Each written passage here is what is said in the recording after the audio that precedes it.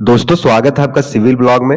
दोस्तों आज मैं आपको सिविल इंजीनियरिंग की बेसिक नॉलेज देने वाला हूं, जो आई थिंक हर एक सिविल इंजीनियर को ये सारे पॉइंट्स पता होने चाहिए, क्योंकि ये सिर्फ साइट के लिए नहीं बल्कि इंटरव्यू और जो स्टेट लेवल का एग्जाम होता है, ठीक है, उसमें जो 1 मार्क्स का क्वेश्चन होता है वो सारे यहीं से फ्रेम किए जाते हैं।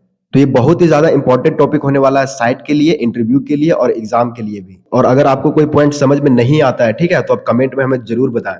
तो चलिए स्टार्ट करते हैं। तो आज का जो पहला पॉइंट है, ठीक है, वो है हाइट ऑफ बिल्डिंग।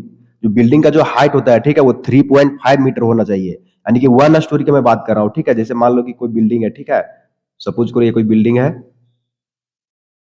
ठीक है, और ये मान लो कि 2 स्टोरी का है। यहाँ से यहाँ तक फर्स्ट फ्लोर है, ठीक है, और यहाँ से यहाँ तक सेकंड फ्लोर है। लेकिन जो हमारा फर्स्ट फ्लोर का जो हाइट होना चाहिए वो, ठीक है, वो 3.15 मीटर का होना चाहिए। जो दूसरा पॉइंट है वो है height of parapet wall should be 1 metre.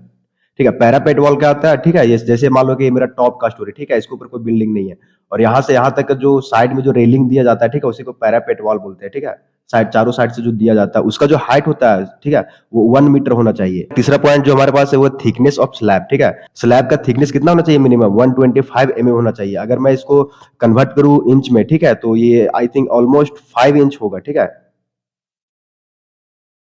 तो मिनिमम थिकनेस ऑफ स्लैब कितना रखना चाहिए, 125 रखना चाहिए। ये सारे आपको इंटरव्यू में पूछा जाएगा, ठीक है, या तो फिर 1 मार्क्स के लिए कोई भी एग्जाम में डायरेक्ट पूछ लिया जाएगा।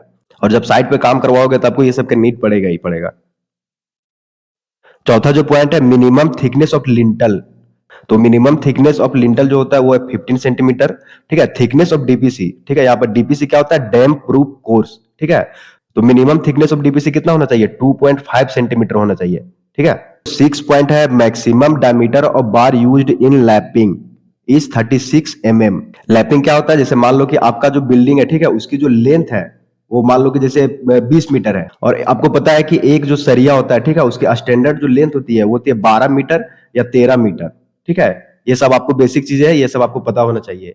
तो इसमें क्या होता है कि यहाँ पर सरिया जब जोड़ते हैं, ठीक है, एक दूसरे के ऊपर, तो एक दूसरे के ऊपर जो ओवरलैप करते हैं, जैसे मान लो यहाँ से यहाँ किया तो यहीं से हम डायरेक्ट जोड़ नहीं सकते, इसके ऊपर हमें क्या करना पड़ेगा, यहाँ से लेके ओवरलैप करना पड़ेगा। ठीक है, तो ये हुआ लैपिंग। तो maximum diameter of bar used in lapping is 36 next point है minimum diameter of bars used in slab. तो स्लैब में मिनिमम कितना का बार यूज करना चाहिए, वो होता है 8 का। ठीक है, मिनिमम का मैं बात कर रहा हूँ। ठीक है, मिनिमम 8 चाहिए। नेक्स्ट पॉइंट है minimum diameter of bar used in column. ठीक है, वो 12 है। जैसे कॉलम है, ठीक है, जैसे मैं आपको बताता हूँ, एक स्क्वायर कॉलम है, ठीक है, यहाँ पर आप सरिया प्रोवाइड करते हो, यहाँ पर भी देते हो, यहाँ पर भी देते हो, यहाँ पर भी देते हो। इसकी जो डायमीटर होने चाहिए वो मिनिमम 12 की होने चाहिए। नेक्स्ट पॉइंट है minimum number of bar used in circular column is 6 बार। ठीक है, ये बहुत ही ज्यादा इंपॉर्टेंट क्वेश्चन है। ठीक है, इंटरव्यू में आपको ये सब देखने को मिलेगा हमेशा, क्योंकि जब आप स्क्वायर या रेक्टेंगुलर कॉलम प्रोवाइड करते हो तो आपको मिनिमम कितना प्रोवाइड करना पड़ता है, 4 बार ही प्रोवाइड करना पड़ता है। लेकिन जब आप सर्कुलर कॉलम देते हो, ठीक, लेकिन जब आप सर्कुलर कॉलम देते हो, ठीक है, लेकिन देखना, तो इसमें कितना होना चाहिए मिनिमम, 1 2 3 4 5 6। ठीक है, मिनिमम 6 बार होना ही चाहिए। नेक्स्ट पॉइंट है maximum diameter of bar used in slab. ठीक है, 1/8 इंटू थिकनेस ऑफ स्लैब, ये इसका कैलकुलेट किया जाता है। मैं इसको यहाँ पर ज्यादा डील नहीं कर रहा हूँ, बस आप याद रखना इसको, 1/8 time of thickness of slab. ठीक है, नेक्स्ट पॉइंट है minimum number of bar used in square और रेक्टेंगुलर कॉलम इज 4 बार। ठीक है, मैं जो यहाँ पर बताया आपको, रेक्टेंगुलर के लिए या स्क्वायर के लिए कितना नंबर ऑफ बार यूज किया जाता है एक कॉलम में, तो वो 4 होता है। ठीक है, और सर्कुलर के लिए 6 होता है। ये बात आपको ध्यान रखना है हमेशा। नेक्स्ट पॉइंट है हमारे पास maximum chair spacing is 1 metre. ठीक है, अब चेयर क्या होता है मैं आपको एक्सप्लेन करके थोड़ा सा बताता हूँ। ठीक है, जैसे आप देखते हो स्लैब की डिजाइनिंग आपको पता होगा, 1 वे स्लैब होता है, 2 वे स्लैब होता है। लेकिन जहां 2 वे स्लैब होता है, ठीक है, एक तो बार हमारे पास ये हो गया, एक तो बार हमारे पास ये हो गया, लेकिन ये दोनों के बीच का स्पेसिंग, ठीक है, मेंटेन करने के लिए यहाँ पर हम क्या करते हैं, एक चेयर प्रोवाइड करते हैं। ठीक है, बार का ही बना हुआ रहता है। आपको प्रैक्टिकली अगर चाहिए तो मैं साइड का वीडियो बनाता हूँ, ठीक है, आप जाकर देख सकते हो। जो डिस्टेंस होनी चाहिए, कितना कितना दूरी में आपको प्रोवाइड करना है, एक मीटर में आपको एक चेयर प्रोवाइड करना है। नेक्स्ट पॉइंट हमारे पास है chair minimum of 12 diameter bar to be use. ठीक है, तो जो यहाँ पर जो चेयर प्रोवाइड करेंगे, ठीक है, वो मिनिमम 12 डायमीटर का ही होना चाहिए। नेक्स्ट पॉइंट है minimum diameter used in dowel bar से 12 डोवेल बार क्या होता है, ठीक है, जब आप रोड का डिजाइनिंग करोगे, ठीक है, तो एक दूसरे के जंक्शन में जो ज्वाइंट प्रोवाइड किया जाता है, ठीक है, वहां पर डोवेल बार यूज किया जाता है। मैं भी आपको इसका वीडियो भी बनाया नहीं हूँ, ठीक है, लेकिन बहुत जल्दी आपको ये सब देखने के लिए मिल जाएगा। ठीक है, प्रैक्टिकली। नेक्स्ट पॉइंट मेरे पास है longitudinal reinforcement should not be less than 0.8% and not be more than 6% of gross।